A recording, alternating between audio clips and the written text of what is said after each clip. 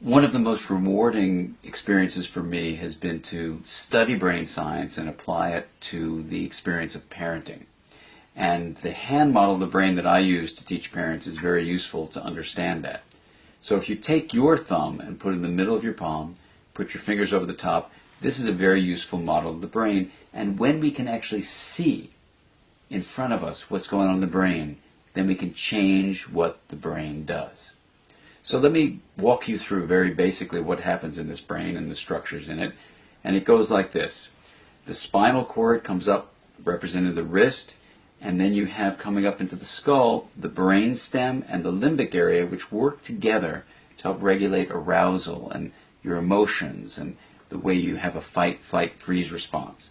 These are below the cortex, the limbic and brainstem areas, and the cortex is this higher part of the brain that allows us to perceive the outside world, to think and reason. And this frontmost part of the brain, right behind your forehead, so the person's oriented like this, is actually the part that regulates the subcortical, limbic, and brainstem areas.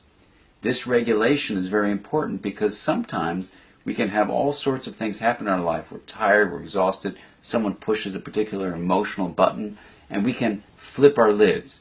So rather than being tuned in and connected and balanced and flexible, we can lose all of that flexibility, even lose moral reasoning, and act in ways that are terrifying to others, including our children.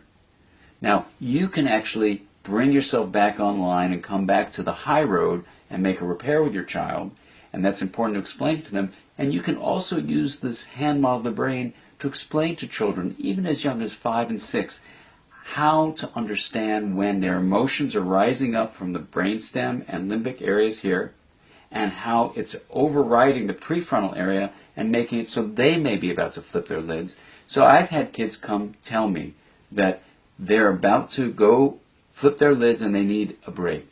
They need a timeout. And by even just naming that, they can tame it. And that's the power of using the hand model for ourselves and our children to help us all make sense of what goes on in the emotional communication that we have in the course of day-to-day life.